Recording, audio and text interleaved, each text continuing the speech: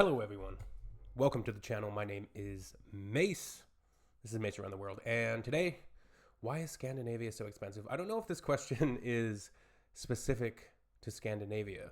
Let's look when this video came out, 2018. So it's an old video.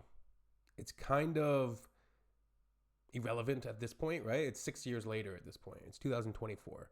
This is 2018. It's prior to the time we shall not speak about. It's prior to that. So at the same token, it's always interesting to kind of look back and see that comparison and kind of see what they were speaking about as to why Scandinavia is so expensive. I certainly want to learn more about Scandinavia. A lot of my favorite hockey players are from, Sweden, and there's not that many Norwegians. There is, absolutely, but not many that I can think of in terms of my favorite hockey players. Sweden, though, so many incredible hockey players. I can't understate that they are like a hockey powerhouse for such a small country. Like, it's pretty incredible. Mats Sundin, the Sundin brothers, like Daniel Alfred. The list goes honestly on and on and on and on. I could go all day about Swedish hockey players. Why is Scandinavia so expensive? Let's check this out. Why is Canada so expensive? That's my question. Inflation, groceries are through the roof. People can barely afford to pay their bills, but we have the highest standards of living, right? No, we really don't. I think Scandinavia does, and probably Sweden has really high standards of living. If you're from Sweden, let me know in the comments. Let's check this out. Why is Scandinavia so expensive? From 2018. Across Scandinavia, the average price of everything from a knitted roll neck to pastries from the local bakery are some of the highest in the world.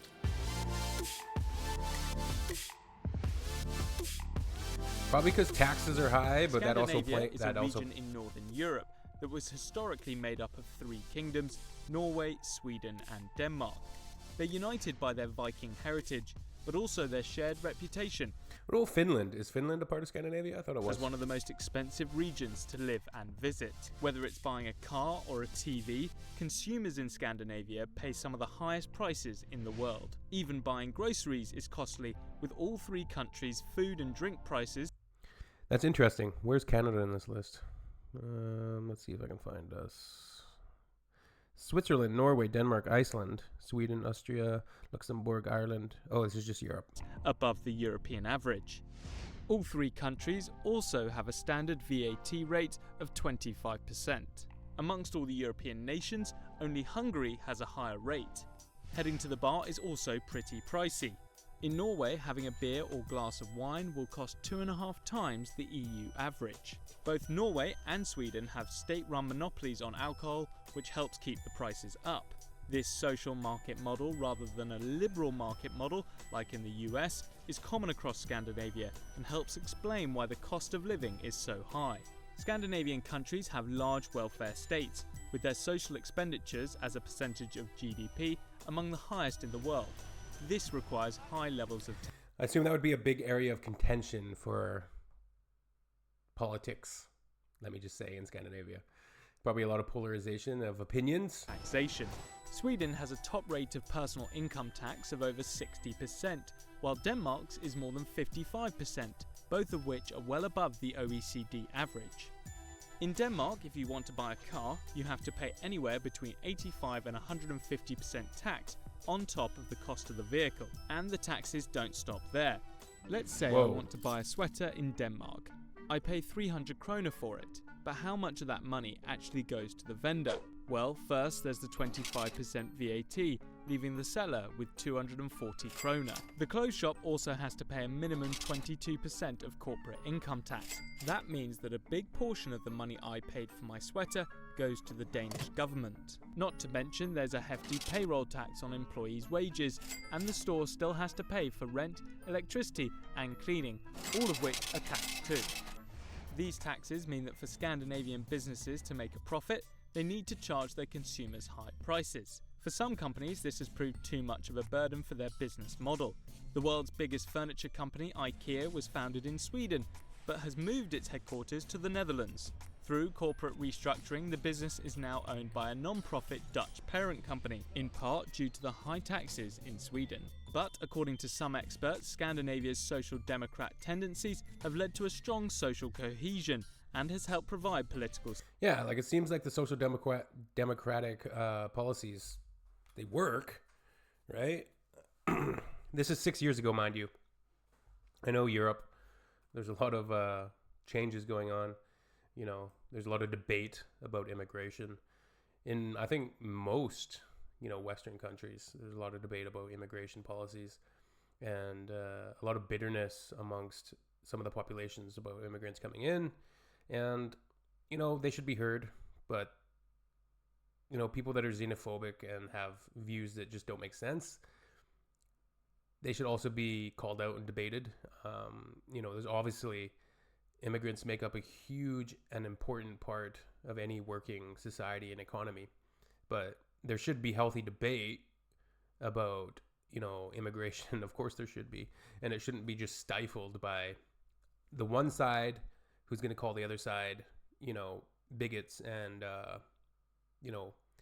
racists and whatnot. They're going to call them xenophobic. And then there should be a side there should be a middle ground where you can talk about these things like adults and not have to throw around insults constantly. Stability. This in turn has made their economy safe havens for outside investors, which is one reason why the Danish, Swedish and Norwegian currencies, called krona, are so strong. This can be tough on tourists, with the exchange rate doing them no favours. If the cost of living in Scandinavia is so expensive, why then are its citizens some of the happiest in the world? In the past 5 years, Scandinavian countries have regularly topped the World Happiness Report. Canada's 7? That's an index that measures overall life satisfaction based on different contributing factors. Some experts attribute these high satisfaction levels with Scandinavia's large welfare state, which they say ensures financial security, job security, and economic distribution. In return for high taxes, citizens get free state education, very cheap childcare, a functioning public transport, and a free health service. But a large and expensive social welfare state doesn't necessarily mean the best. For example, Norway is the only Scandinavian country that ranks in the top 10 for adult education levels. Canada's number 1 for adult education levels? Wow. Amongst OECD countries. And yet Scandinavians remain happy with the status quo, living within a social corporatist economy that provides reliable economic welfare. That's beautiful. Shout out to all the hikers out there. Having a beer at the end of the day does cost a small fortune, but for people living and working in Scandinavia, high prices provide a quality of life that's worth paying for. Shout out Sweden. Interesting. I want to see this video now made in 2024 because so many things have changed, obviously, through 2019 through 2022. The dark times. The dark times. We don't remember those times. Things were not good. All right, see you all in the next one. I know it's a change of pace. I'll probably move away music, but I'm just gonna try to react to anything I really want. I'm always interested in culture in different countries. I want to get some Iceland reactions in. I have ancestors from Iceland, so some Icelandic heritage. It'll be interesting to do some videos on that. And yeah, good stuff. All right, cheers.